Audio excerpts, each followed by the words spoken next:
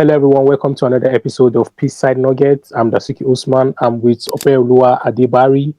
You can follow him on his socials. We're going to put it on the screen for amazing football journalism and football content.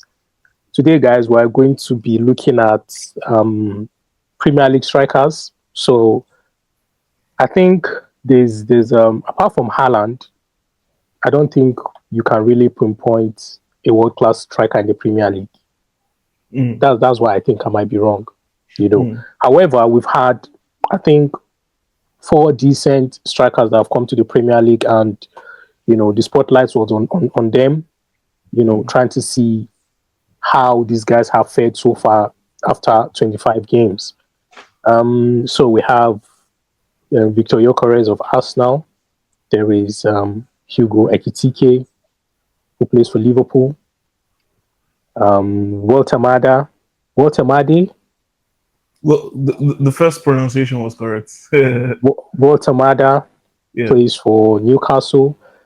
And then we have, obviously, Sesko, Benjamin Sesko for Manchester United. These 4 strikers, I think they have a lot in common because they are all tall players. They're all 6 foot plus, all of them. They've come with huge expectations from football fans around the world. So far, none of them has really taken the league by surprise. Like, none of them has really shown the quality that maybe some fans were expecting. Ekitike has done well, I think. Yeah. I think he's done well for Liverpool. Gyokeres has done his bit for Arsenal. Woltemade, I think, apart from that penalty where I've never seen that type of penalty in my life. Apart from that penalty and a few goals, I think he's on 4 Premier League goals. Yeah. About that. So, Gyokeres was on, I think, 4 or 5 Premier League goals as well before scoring 2 over the weekend. He's got 8 Premier League goals now. Okay, now he's got, so he was on 6 and then he had 2. Yeah. So, Hugo Ekitike is on 10. They are decent numbers. However, the impact, have they had the impact? And Sesko is on 5 goals, but he doesn't even start for Manchester United. Even when Amorim was there, he tried to slowly integrate him into the team. Michael Carrick doesn't even start him. Instead, he wants to start with a false 9 with Cunha or Mbomo or even Bruno Fernandes. Barry, so what amongst them? How would you rate? Let's start with your man, Gyokeres. What do you think about him? What has he brought to us now? Okay. I mean, if I'm taking a look at Victor Gyokeres so far, I'm talking about August 2025 till February 2026. I think it is fair to, maybe before this week, maybe I would have given him a 5, but now I think I can give him a 6.5. And I'll say a 6.5 because, I mean, I think what I'm about to say next basically answers the question of what has he brought to Arsenal. I think, first of all, Arsenal have got a point man in a striker. Because we can argue that, Merino has played in that position, Havertz has played in that position. Not a but the difference between these 3 players is the fact that Victor Gyokeres is a striker. And, he draws defenders towards him, hence opening up the spaces, the channels for the wingers and midfielders to exploit. We've seen that happen many times. His link-up play is decent. But I think, obviously, one major aspect of his game, which was missing for a period of time, or was inconsistent for a period of time, was the goals. And sincerely speaking, I think the blame can go both ways in terms of him having a bit of the blame and the Arsenal wingers also having a bit of the blame. So if I start with him, I would say that I feel like he needs to understand that the Premier League defenders are as strong, as fast, and as technical as he is. If you take a look at his compilation of goals whilst at Sporting Lisbon, I think it was very easy for him to displace defenders. Because he is naturally, he's got the physique of a bodybuilder, honestly. So he's accustomed to bullying defenders. But in the Premier League, you've got really technical and skillful defenders. People like Margehi, James Yeah. Tarkowski. The list goes on and on. So I think sometimes he needs to learn to free himself from man-to-man marking. I think roaming around will be good for him. He already does a good job in pressing. So Yeah. I think sometimes, going out of position would help him a lot. And then, when it comes to his teammates, I think that at the beginning of the season, the likes of Trossard, Saka, Martinelli, Yeah. I think these three individuals in particular, I think they caused Victor Gyokeres a lot of frustration because when they get slight chances on goal, if they get a whiff of a Yeah. potential goal, they'll rather go for goal Or go than down look for and their try to find striker. him. And exactly, so I think that really affected Gyokeres. I think a 6.5 is fair for Victor Gyokeres. And I Six think point five let for me just buttress Gyokeres. the But fact that he's got 8 Premier League goals. I think yeah, he's got but zero assists. I don't 13 goals look in all as a striker. competitions. Is Mm. no, it doesn't have to be just goals. You have to Of try course, to true. create for other people. Because on that Mm. list, I think he's the only striker without an assist on even one assist on that list in the Prem. Mm. Mm. You know, so that just tells you that he is really just on about getting the goals and not necessarily a team player. I think what he brings to your team is he stretches out play. When he's playing for us now, you are more likely to create chances in front of goal, even if it's not for him, for the other players around Mm. him. Maybe that's his Mm. own way of assisting. It might not be directly, it might be his movements Really and creating pre-assisting, playmaking, pre-assisting. both Exactly, that kind creating of goal thing. scoring But opportunities. Yeah. yeah, but we need you to drop deep, get a ball, and play your wingers through or play your number 10 through for them to get a goal. You have to be doing that as a striker as well. Funny enough, That there, there's actually a compilation of him creating chances for the forwards, okay. and actually it is the forwards not finishing the opportunities being granted to them. Mm, So he's fair just like enough. I Yeah. said, he's quite decent with his link up play. I think that's one Mm, aspect that people ignore. But yeah. I mean, if you think about it, how is Arsenal able to progress the ball both aerially and from back to front? If Yeah. he's not good with Yeah. link up play, he cannot survive in this He Arsenal won't be team. able That's to just do that. Yeah. yeah. So he's been decent when it comes to link up play. That's fair enough. So the second striker we'll be looking at would be Hugo Ekitike. Mm. This is I'm just trying to pull out his stats. This is a striker that I rate highly, to be honest. Mm. I like him a lot, but um, I think there's still more to his game that he needs to work on. You know, um, he has good footwork, great Mm-hmm. link up play. He's got 10 goals, 2 assists, which isn't too bad for your first season in the Prem. However, Mm. the goals are against lower sides. When he's played the Arsenals and Man Cities and the big teams, he hasn't really, you know, put the ball in the Mm. back of the net because it's those games that really that you have to show your quality and what you're Yeah. about as a striker. So, but given the fact that it's his first season, fair enough. Maybe he gets to understand what he needs to do, how he needs to play against these big sides so he can get his goals against them or get good numbers, even if he's an assist. Give him a 7. So far, I think, yeah, I'll give him a 7. What do you think? Honestly, with Hugo Ekitike is a 7 for me as well. I Mm, think if Anslot did not focus on trying to get Alexander Isak into the team immediately, I think we might be giving Hugo Ekitike an 8.5. mm, Because I do think that the period in time in which he was being benched for Isak and maybe sometimes being played out of position for Isak, I think yeah, those moments affected him confidence wise, form wise. yeah, And I do think it was a bad decision by Anslot. Um, I think Alexander Isak should have been allowed to properly build up fitness. The lack of preseason obviously affected him, and rushing okay. him has caused him a season ending injury.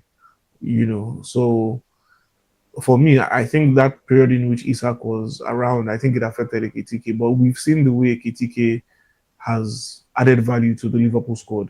I think Yeah. he's definitely more efficient in comparison to Darwin Nunez.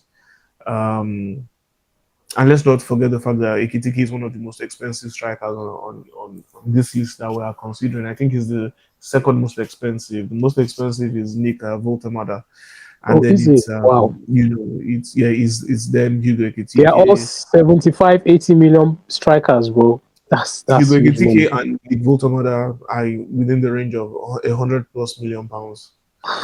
So I think Woltemade is about 120 million pounds, and then Wow. Ekitike is 102 million pounds with 5 million pounds add-ons. Add on. And I think the next is Benjamin Sesko. Benjamin Sesko. Sesko is 85 million pounds.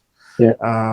Victor Gyokeres, I think the deal 75, I in think. add-ons 65 plus 5 million pounds in add-ons, so Yeah. that's about 70 million pounds in total. So yeah, 120 million pounds for Nick Woltemade. yes, sir, That is yes, too sir. much for that striker, I think. Yeah, but you know, well, anyway, we'll get to him. So let me just quickly conclude on Yeah. Hugo Ekitike. I think he helps Liverpool because he's able to drop deep. He can help with the link up play. His hold up play Yeah. is pretty decent as well, and he finishes what I call half chances. You know, sometimes for a striker, you might not get that clear cut opportunity Chance. to score. Opportunity. Yeah. I think just like Victor Gyokeres, I think Ekitike makes the best of his half chances. And I Yeah. think that Ekitike will only get better. Let's not forget that he's just 22. He's going to be turning 23 this year, you Yeah. know. And the more he plays with good players, the better he's going to become. He has got a call up to the French national team. I'm sure he'll be knocking on the doors of Didier Deschamps to be part of the World Cup World Cup. squad. I think he's going to be a vital player for Liverpool going forward. He's someone who can Mm. also play as a winger. He can play as a number Yeah. 10, you know. So I think the sky is the starting point for Hugo Ekitike. He has an amazing profile for a striker, and Yeah. but his technical ability is what is going to propel him very far in his career if he's really determined to be one of the best. So for me, it's a Yes. solid seven. It's I think for me. 7 is fair. 7 is fair Mm, for Ekitike because there's still mm, more to. He needs to add more to his game. Some yeah. decision makings. I think there was a game I watched. I think their last game against City. There Mm, was a time where I think Vids was free on the right. He could easily just play Vids through, and he'll probably cross it over to Saka or to mm, Salah or do something. But he decided to hold on to the ball a bit longer, and then he just wasted that chance. So situations like that, I think, are just things that he needs to work on his mm, game, and then he'll be a top. He's already a top striker, but he can definitely get better. no Can doubt. definitely get No better. doubt. Then the next striker I'll be looking at is Benjamin Sesko. Mm. And to be honest with you, up until now, honestly, I don't know what I think about that player. Honestly, I don't know. I just don't know. I don't know. He has 5 goals, 1 assist. Some of the goals were really nice. You know, the last one against Tottenham, that was a really good goal. No, Mm. was it Tottenham? No, sorry, it was against Fulham. City. It was Fulham. Fulham. Yes, Yeah. Fulham. Yeah, the Fulham game. Yeah, so the goal against Fulham was a really good goal, and coming on from the bench, he's always had an impact. Comes in good. He has good footwork. He Yeah. wants to. You can see that he wants to do well, but I don't know if it's the height that is restricting him. There's just something about his game that just gives me a bit of doubt. I look at him, I say, okay, yeah, you can ball, you can play, but I don't know where this goes. I don't know if he's going to flop or if he's going to Mm. turn out to be one of the best signings that United have ever made. I don't know if it will happen that way. I'm not seeing he's not like an Ekitike. I'm Mm. not seeing proper technical ability and balance. There's no balance. Ekitike is such a balanced player when he's on the ball or when he's running Mm. and things like that. Mm. Chesko doesn't give me that, Yeah. confidence in him, in how he plays, how he runs, and everything. Anyways, so Yeah. I don't know. Honestly, I don't. I'll give him a 5.5 anyway. I'll Mm. give him a 5.5. Five goals, 1 assist. Mm. Just like Gyokeres, both of them 5.5. They haven't really. Gyokeres has had even more impact in Arsenal. than. So I think I will even give Sesko a 5. If I'm giving Gyokeres 5.5, then I should be giving Sesko 5. He hasn't done a lot. He hasn't played many games. He has actually. He's had 20 Premier League appearances, and most of them would be from the bench. Mm. So 20 appearances, 5 goals, 1 assist. Yeah, 5 for me. And he can get better. He's a young striker too. He's what, 21, a bit 20. Yeah, So I 21. think there's a lot of improvement there. But I don't know. Honestly, Barry, I don't know. I swear. I think first of all, for me, Benjamin Sesko is a 5. But Yeah, for me, I don't think it's entirely his fault. I think Benjamin yeah. Sesko was a raw talent brought into a team Mm, to hit the ground running. I think that was poor judgment on the readiness of Benjamin Sesko yeah. from Ruben Amorim and his team. Um, Mm, I think Benjamin Sesko, for his next move from Leipzig, I think he needed a coach who was going to be interested in grooming him and making him better.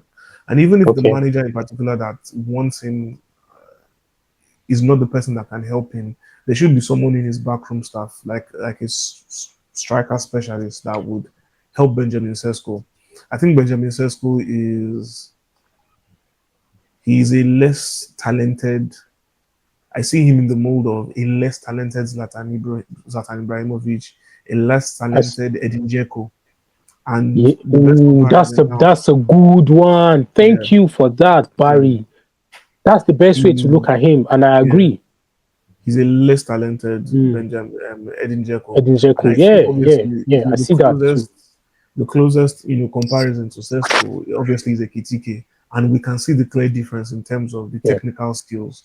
yeah, So for me, I think I don't know if Benjamin. I mean, we can see the raw talent, we can see the potentials, but yeah. the question is, does Sesko have what it takes to possibly progress his game to a higher level? With Mm, Sesko, I'm not 100% sure, if I'm being honest mm, with you. I think Benjamin yeah, Sesko is the type of player that would relish playing off a more talented striker. I think Sesko will have a fantastic partnership with someone like Julian Alvarez, mm, with yeah, someone like a Gabriel Jesus, yeah, with yeah, someone like a Mateus Cunha. I think players like that will make Sesko a much better player. Players who don't mind doing the dirty work, and all Sesko has to do is run through the channels, and beat finish. his man in Yeah, in the air. I think yeah. Benjamin Sesko would have been a fantastic player during the era of the likes of Peter Crouch, Deben Defoe, Emil Heskey. During that era where 4-4-2 was the type of football that was being played, I think with the system that Ruben Shola Amorim, Amobi, them type of players next to do them you type of understand players. Yeah, exactly? And yeah, that's no diss to his quality. yeah. Of course, I'm just saying the qualities he currently possesses don't really help him in the modern game of football. The what his best abilities now in today's game has to be his height and his yeah, speed for someone of his stature. That's just it. Aside that, he's not a special striker. So I think he would have benefited more in that era. But also, like I was saying, I don't think Ruben Amorim's system helped Sesko. Let's not forget, yeah, Sesko is coming from the Red Bull lineage from Salzburg to Leipzig. Both yeah, teams play with two strikers. That is the foundation of both teams. So yeah. coming to Manchester United, and even for the Slovenian national team, it's the same thing. He doesn't play as a lone striker. He plays with another striker. Alongside, So coming to Manchester United, it's been a lot for him. Change of scenery, you're getting into a new team with a huge price and tag. he came in injured as well, so he needed And time to exactly, he came recover. in And injured. So yeah, it hasn't been the best for him. He really hasn't had a proper preseason. He didn't have a proper preseason. He never mm, went back to preseason with Leipzig. yeah, So, to be honest, all these factors affect a player. I'm not trying to make excuses for him, but it's just the truth, and just have to take it as it is. He has the ability to have a higher ceiling and be a better player. But for now, I think it's a 5. And I think what Michael Carrick is doing makes sense. I'm hoping that, behind closed doors, there's some sort of special training for him to improve in yeah, certain areas. And I think for me, what the system that Carrick currently plays and his current frontline players, it's a no-brainer for me. If you play EAFC, if you play video games, if you're taking a look at the rating of the Manchester United players at the moment, if you want to pick the highest rated players, Sesko is not making it to that starting 11. Okay. Mm, But the funny thing is that that is the exact thing in reality. mm. You know, It's Cunha, very close. Buemo, Ahmad, these are top quality players and versatile forwards. And that's why United is still prospering. So Benjamin Sesko is a 5 for me. But Yeah. I think we might have hopefully we do have a different conversation next season. Next season. Yeah. Yeah. I think there's room for improvement for him, and I really would like to see him do well and be successful. Be that 15, 20 goal per season striker for Man United. That would be nice. I think he can get to that level. However, For sure. there's other things that he needs to sort out in his game. Mm. The way he runs, the way I don't know. Benjamin Sesko. I think it's the height. For me, I think it's the height. Anyway, the next Yeah. striker now that we'll be looking at is Nick Woltemade. I Mm. don't know if I'm pronouncing the name well. He's a good Yes, you're player, correct. lanky. Yeah, He's giving Peter Crouch vibe. This one, giving Peter. exactly. I like him. I like Mm. him. Honestly, I think amongst Sorry these to cut you strikers, short, but do you know yeah. who Benjamin Sesko also reminds me of? Um, Andy Carroll. yeah. And for me, I even think Andy Carroll has a bit more balance than Shesko. I Yes, don't. yes, Shesko yes. doesn't have balance, and I don't know. I don't know. That's why I'm just very skeptical about that striker. Nick Yeah. Woltemade has balance. Look at that penalty, bro. I've Mm, never seen that kind of penalty before in my mm, life. What are yeah. you trying to do? Are you trying to bust the net? What was that? And all the other goals he scored, they were all beautiful goals. He's got Mm. a good footwork. I think at the moment they are even playing. Let me see if he's starting for Newcastle. I don't know what his situation is in Johan Newcastle. Wissa, since he came back, has been The one the starting. main starter. Oh, at the moment, none of them is even Gordon. He's on the bench. Interesting. So yeah, he's finding it a bit hard to acclimatize to the Prem. That's Mm. that's what I think. But you know, But okay, the go on, go quality on. is there. Yeah, the quality is there. He's got good Mm, footwork. There's balance. Link up play. You could see he likes to drop deep sometimes. I get it, but he's a bit mm. slow, kind of like a Barbatov. A mixture Yeah. of them, Barbatov, Peter Crouch. A really good, talented player, very Hmm. talented. And he can finish as well. If he gets a chance, he will take it. He can finish. So 7 goals, 2 assists in the Prem is not too bad. However, I don't know what's happening in Newcastle. Maybe it's not just him. It's about the whole Mm. team itself. Newcastle is like a shadow of themselves from last season. They're nowhere close to the quality that we saw what they were doing last season and what they are doing Mm. now. So it might be all of these situations that made him, but at the same time, he probably needs time to get used to gel with his new team and understand the Prem. So for me, Yeah. I'll give him a 6. Yeah. I Yeah. think that's fair for Volta. Mm. I think what we should also remember is that both Voltamada and Ekitike are 22, 23. I think Voltamada is just Mm. older by a year, and Okay. they've got this thing about them whereby they've got good technical skills, and they use their height well. The funny thing about Voltamada was that in comparison to all these other strikers, okay, like Ekitike though, he hit the ground running immediately, but I think Mm. Voltamada had a longer game scoring run in comparison to Ekitike. I think Yeah. Voltemada scored in his first 5 games for Newcastle in all competitions, Wow. so he really, really hit the ground running. And he has been a quality player for them. However, just like you said, it seems like Newcastle is having some issues. I think first of all, they didn't really bolster up the team in terms of quality players. The money that was spent to bulk up the squad. I don't think it was necessarily spent in the best way, although they added decent players. Getting Young Musa was a good idea. Getting Voltamada was a good idea. I think Jacob Ramsey was a decent signing. Could they have done better with another midfield option? Yes, they could have. But I'm sure they were considering financial fair play rules, PSR rules as well.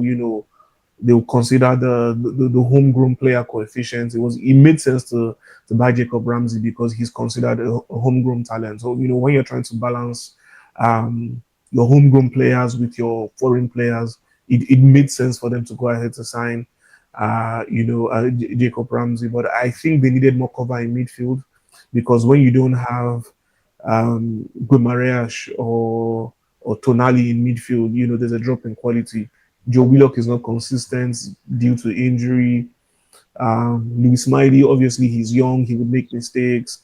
Lewis Hall doesn't play consistently either. Sometimes he plays a left back.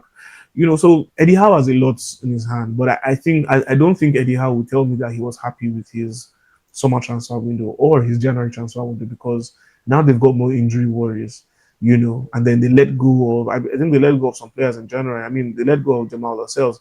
They will not really feel his absence because they've got quality centre backs. Thankfully, they signed Malik Tiao. Fabian Shah is back from injury. Sven Botman is back from injury as well. But talking about Nick Woltemade in particular, I think the drop of form is just based off of lack of confidence.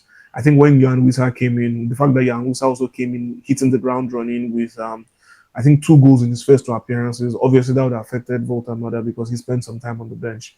And now he's sharing game time with Jan Wissa. So I think Woltemade just needs to look in the mirror again and remind himself that, look, I am that player that came in August and hit the ground running, and I have the ability to, to help my team and impact games in the best way possible. He's someone who should also be looking to going for the FIFA World Cup. Germany are not really embarrassed when it comes to strikers. There's Dennis Undav, there's Niklas Füllkrug, but Woltemade would be the ideal striker for the Mannschaft. So 6 makes a lot of sense for Nick Woltemade. I think he has the ability to get much better, just like he with Ekitike as well. Yeah, true. I think technically among 4 of them, he might be probably better than Ekitike or at par with him because he's very technical too. I understand Ekitike is very technical as well, but Woltemade is very technical as well. He's got good first touch. I think that's what Gyokeres and Sesko might be lacking. Sometimes Sesko, I see his first touch and I think, wow, that's good. Then another time I see the first touch, I'm like, what is going on here? So that's the only issue. That's the thing. That's why I can't even decide what I think about Sesko. He's confusing me. He's doing me. I'm good. I'm not good. I understand the confusion now. Yeah, and this is all from since he's coming. I'm sure today, maybe when they bring him on, he's going to do some things. I'll think, wow, you're a top player, and he's going to do other things. I'll be like, bro, what are you doing? Yeah. But yeah, man. So I think so far they've I think you've explained what these players have brought to their teams and what they brought to the Prem. But at the same time, they will all get better. They all will get better if they remain in the same team because they are all good players. If I'm going to rate them, obviously Ekitike will be first, then Gyokeres, then Woltemade, then Sesko. That's how I'm just going to rate them. And they are not bad players at all. They are all not bad. They are very expensive. I don't know if they all worth that price tag. We understand the market is inflated and everything, but yeah, I mean, we know that the transfer market is overly inflated, and a lot of these price tags are crazy. And then when you consider the price tags of these players, and none of them are actually competing with Haaland, the person competing with Haaland, his price tag is nowhere near the 4 strikers we've spoken about. Talking about Igor Thiago of Brentford, who has 17 goals. Absolutely amazing. Football is unpredictable, but I'll be surprised if Igor Thiago remains at Brentford next season. I think next season is going to be very interesting. We'll be expecting a fit again, Alexander Isak. We'll be expecting a Haaland who should be on good confidence with teammates who understand him better. Gyokeres, same situation. More game time for Ekitike. More game time for Woltemade as well. So, it's going to be interesting and very exciting in the Premier League next season. Yeah, hopefully this striker has blessed us with amazing goals. Guys, put on the comments who you think is the better striker amongst all of them and how they've impacted the Premier League.